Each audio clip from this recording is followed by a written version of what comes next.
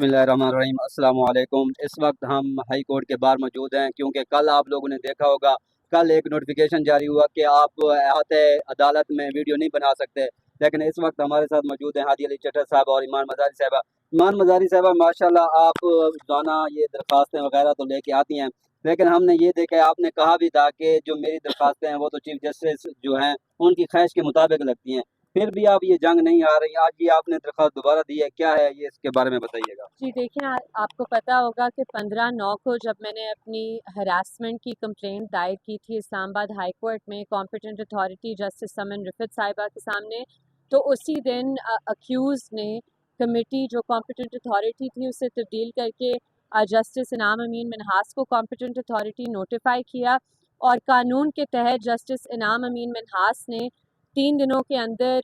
Charge communicate کرنا تھا accused کو، اور 7 دن کے اندر اندر انہوں نے جواب طلب کرنا تھا اکیوز سے، اور اس کے ساتھ ساتھ جو میں نے سی سی ٹی وی فوٹیج کی بھی درخواست دی تھی، اس سی سی ٹی وی فوٹیج کو بھی کمپیٹنٹ اتھارٹی نے پریزرو کرنا تھا۔ لیکن آج 26 سپٹمبر ہے، نہ تو مجھے کوئی نوٹس آیا ہے اس کمیٹی سے، نہ مجھے آگاہ کیا گیا ہے کہ کیا اکیوز نے اس میں کوئی جواب جمع کرایا ہے، کیا جو چارج ہے انہیں کمیونیکیٹ کیا ہے، اور کیوں نہیں ابھی تک میری سی سی ٹی وی فوٹیج کی جو اپلیکیشن تھی مجھے کیوں نہیں ایکسیس دیا جا رہا اس فوٹیج کا۔ تو یہ ساری درخواست میں نے آج جو کمپیٹنٹ اتھارٹی ہے جسٹس انعام امین منہاس صاحب ان کو بھجوائی ہے، اور مجھے امید ہے کہ وہ اس کا جواب دیں گے اور مجھے نوٹس ایشو کیا جائے گا، اور جو قانون کے مطابق پروسیجر ہے وہ فالو کیا جائے گا۔ حاجی صاحب یہ بتائیے گا، ایمان صاحب کہہ رہی ہیں کہ امید ہے، لیکن ہم نے یہ دیکھا کہ آپ لوگ احتجاج کرتے ہیں تو اس وقت ایف آئی آر بھی ہو جاتی ہے، رات کو چھاپے بھی پڑ جاتے ہیں، آپ لوگوں کو ضمانت کے لیے پشاور جانا پڑا، لیکن یہ آپ لوگوں کی درخواستیں کے اوپر وہ ارجنٹ وغیرہ نہیں ہوتی، کیا وجہ ہے؟ دیکھیں دیکھیں اس حد تک کسی ملزم کا اپنے خلاف ہونے والے ایکشن کے اوپر اثر رسوخ جو نظر آتا ہے وہ انتہائی افسوسناک ہے، کیونکہ ملزم اپنے وسائل کو یا اپنے آفس کو استعمال کرتے ہوئے اپنے آپ کو بچانے کے لیے تو کچھ کر سکتا ہے، لیکن جب وہ کرتا ہے تو اس کے پروسیس کے اندر وہ اداروں کے استحقاق کو مجروح کرتا ہے، اداروں کی اتھارٹی کو، ان کی ساکھ کو مجروح کرتا ہے، جو کہ انتہائی افسوسناک ہے، کیونکہ آپ اسلام آباد ہائی کورٹ کے چیف جسٹس کے آفس کو استعمال کرتے ہوئے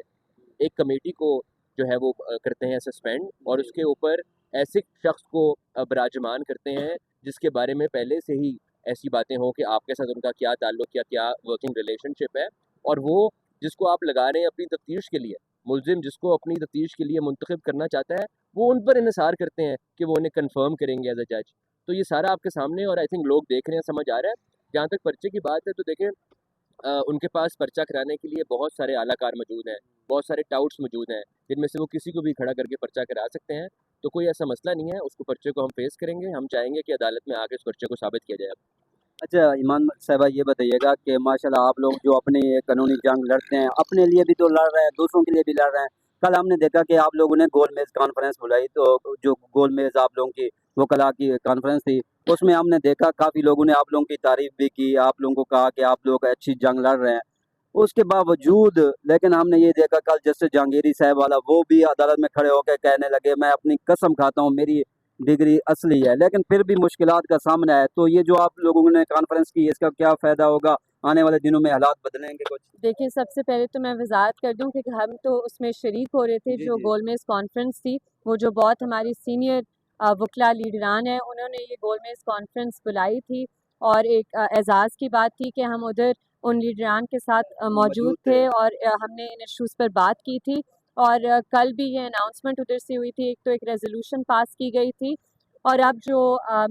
لاہور میں ہونے والا کنونشن ہے اور جو اب سڑکوں پر مزاحمت ہوگی اس کا بھی اعلان ہو چکا ہے، تو ہمیں بہت امید ہے کہ ایک نئی جو وکلا تحریک شروع ہوگی اس سے ہم آئین کو بحال کریں گے، اس ملک میں جمہوریت کو ریسٹور کرائیں گے، اور سب سے دیکھیں جو ضروری بات ہے کہ وکلا کا جو اتحاد توڑنے کی کوشش کی جا رہی ہے، کچھ ٹاؤٹس کو بٹھا کر، کچھ ڈی ایچ اے سے ایگریمنٹ سائن کروا کر،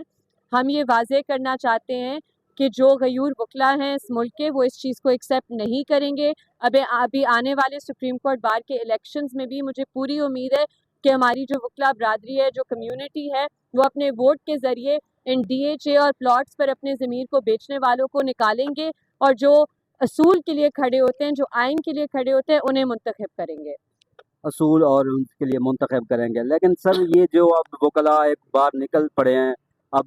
اس پہ سڑکوں پہ بھی آ رہے ہیں, تو اوور آل آپ کیا دیکھتے ہیں؟ کل ہم نے اعتزاز احسن صاحب کا ایک جملہ سنا, انہوں نے کہا کہ میری صحت اجازت نہیں دیتی, نہیں تو میں ایمان مزاری صاحبہ کے ساتھ ہی کھڑا ہوتا. تو اس حوالے سے آپ کیا کہیں گے؟ دیکھیں جو سینئر لیڈرشپ ہے وہ ہمارے لیے مشعل راہ ہے. ہم اس تحریک میں ادنا کارکن ہوں گے انشاءاللہ, اور سب وکلا ہوں گے اس کے اندر کارکن. اور مجھے پورا یقین ہے کہ اگر لیڈرشپ اور وکلا کی لیڈرشپ ایسی لیڈرشپ جس نے پہلے بھی آئین کی تحفظ کیا ہے, جس نے پہلے بھی آمروں کو گھر بھیجا جو وردی میں بیٹھے ہوئے تھے اور وردی میں بیٹھ کے اس ملک کی حکمرانی کرنا چاہتے تھے, اور عدالتوں میں پی سی او ججز کو بٹھانا چاہتے تھے, ورکنگ ججز کو کام سے روکنا چاہتے تھے, آج بھی وہی ماحول ہے اس ملک کے اندر. آج بھی انڈکلیئرڈ مارشل لا ہی ہے. تو انشاءاللہ جب وکلا سڑکوں پر نکلیں گے, تحریک چلائیں گے, تو یہ کالی آندھی سب کو بہا کر لے جائے گی. اچھا ایمان صاحب, آخر میں یہ بتا دیجیے گا کہ جو 26 آئینی ترمیم پاس ہو چکی ہے, اس کا کوئی انڈو کا کوئی ہو سکتا ہے کہ آنے والے دنوں میں آپ لوگ باہر نکلیں تو یہ ترمیم واپس ہو اور عدالتیں آزاد وغیرہ ہو جائیں؟ بالکل ہوگا, انشاءاللہ ضرور ہوگا. جب وکلا نے پی سی او کو نہیں مانا تو ہم اس 26ویں آئینی ترمیم کو بھی نہیں مانتے,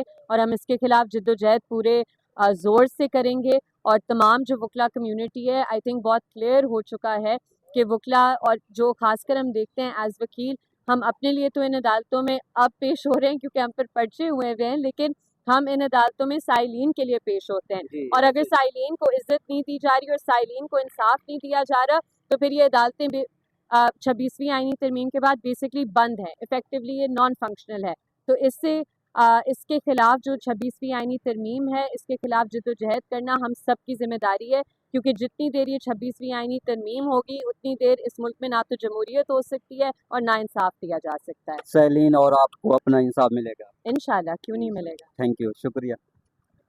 اوکے جی, اوکے. تھینک دو